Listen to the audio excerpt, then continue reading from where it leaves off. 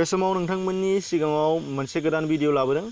बे भिडिअआव नोंथांमोना नुनो मोनगोन देग्लायनि एसएसएलसि आनजादाव 10 जौखोन्दो लाखिनानै रिजाल्ट खालामनाय गं 10 फरायसालिफोरनि मुंफोरखौ, जायफोरखौ आसाम सरकारा बन्द खालामनायनि थिरांथा लादों होननानै थांनाय 7 जुनाव जोंनि दानि सोलोंथाइ बिफाननि मन्थ्रि डक्टर हिमन्त बिश्व शर्मा बिथाङा बुंदोंमोन।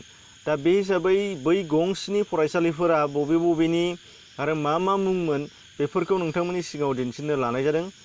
दा सिगाङावनो नुनो मोननाय जादों, नोंथांमोना फार्स्टआव नुदों काछार जिल्लायाव मोननै स्कुल, बे जाहैबाय हेपी भेलि हाई स्कुल मोनसे, नैथियाव नुनो मोननाय जादों नोंथांमोना कुन' हाई स्कुल। बेनिफ्राय नेक्स्टआव नुनो मोननाय जादों धुबरी जिल्लायाव गंसेल' Mohanlal Sabasaria Hindi academy high school. बेनिफ्राय नुनो मोननाय जादों जरहाट जिल्लायाव गंब्रै, बे जाबाय बालिगावन गितार्थी भकेशनेल हाई स्कुल। बिनिफ्राय नाम्बार 2आव दङ जरहाट बेसबरुवा हाई स्कुल। बेनिफ्राय 3 नम्बराव दङ मध्य आठगुरी हाई स्कुल। बेनिफ्राय नाम्बार 4आव नामधिरि गार्ल्स हाई स्कुल।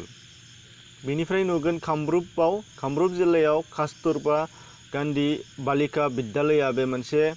बेनिफ्राय नुनो मोनदों कार्बि आंलंआव मोनथाम हामरेन गार्ल्स हाई स्कुल। बेनिफ्राय कालामाति आरलं रुफात हाई स्कुल। बेनिफ्राय 3आव दङ रंसेक इंलिश हाई स्कुल।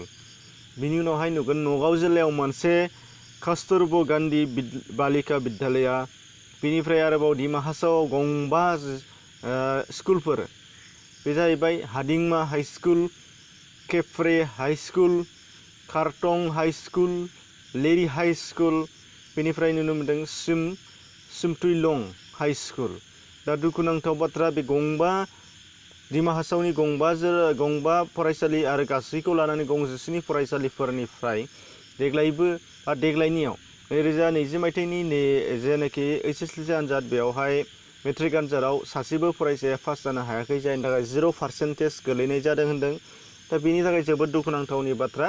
दा बेखिनिमोन बिथांमोननि स्कुलआव जाहाथे उनाव बेबादि बिथांमोननि स्कुल बादि उननि फैबाय थानाय समफोराव एग्जामाव बेबायदि जाहाथे 0% पास जाया, बेखौ जोङो मिजिंथिनाय।